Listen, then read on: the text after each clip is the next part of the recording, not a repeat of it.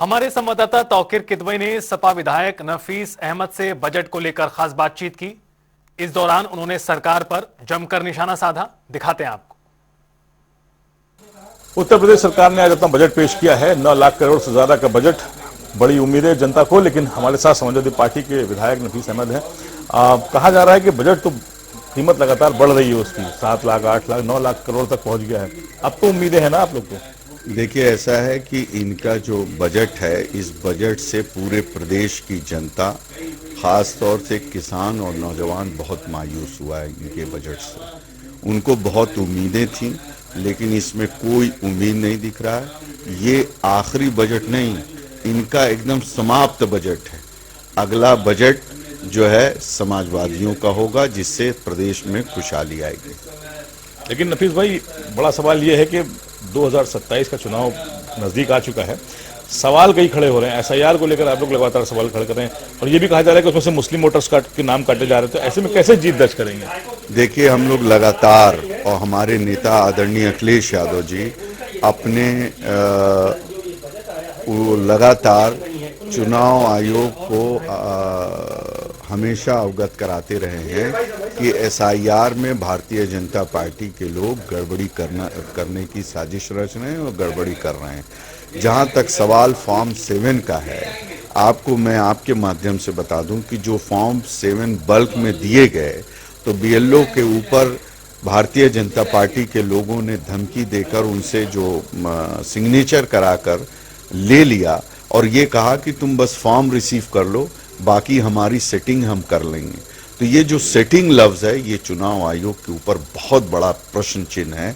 चुनाव आयोग को अपनी साख बचाने के लिए ऐसे जो रिसीविंग मिली है ऐसे बल्क में लोगों की, इन लोगों को चिन्हित करके कार्रवाई करके अपनी साख को जनता के अंदर मजबूत करे और लोकतंत्र को मजबूत करे।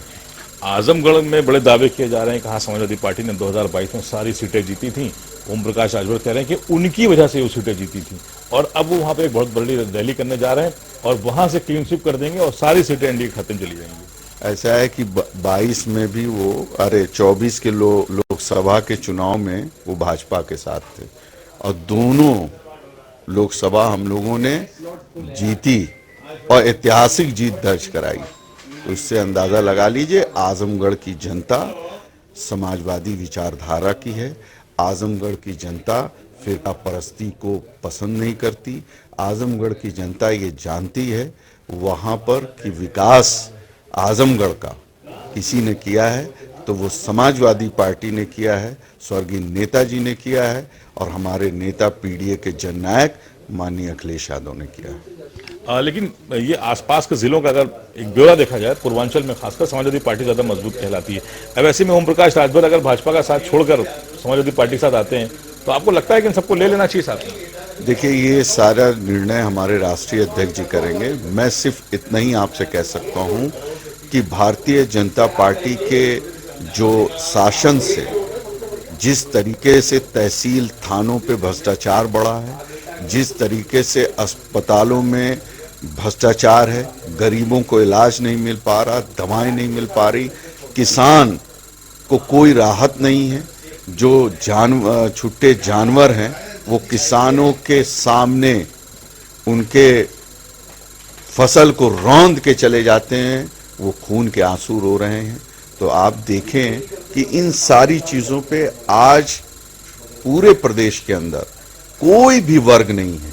महंगाई की मार झेल रहे हैं लोग, नौजवान नौकरी रोजगार के लिए तरस रहा है, पिछड़े दलितों और मुसलमानों के ऊपर अत्याचार हो रहा है, माफिया की सूची नहीं जारी कर पा रही है जो सरकार। हमारे नेता आदरणीय अखिलेश यादव कई बार जब वो एलओपी थे उत्तर प्रदेश विधानसभा में, उन्होंने मुख्यमंत्री जी से मांग की कि आप टॉप 10 की सूची जारी कर दिए, नहीं कर पाए।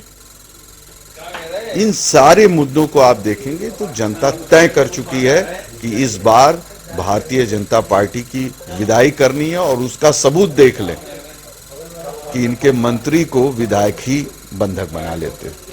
बहुत शुक्रिया हमसे बात करने के लिए। नफीस अहमद जी हैं, विधायक हैं आजमगढ़ के, और इनका कहना है कि ओम प्रकाश राजभर इतनी बड़ी रैली कर लें, लेकिन वहां पर समाजवादी और पार्टी का एक गढ़ है और ये कहा सकता है कि वहां पर लंबे समय से वो जीत दर्ज करते आए हैं। वहीं बजट को लेकर भी इनका कहना है कि बजट पिछली बार की तरह ही लॉलीपॉप साबित होगा और जो वादे सरकार ने पिछले बजट में किए थे वो भी अभी तक पूरे नहीं कर सकी है। कैमरा पर्सन हमजा के साथ तौखर किदवई, जनता टीवी लखनऊ।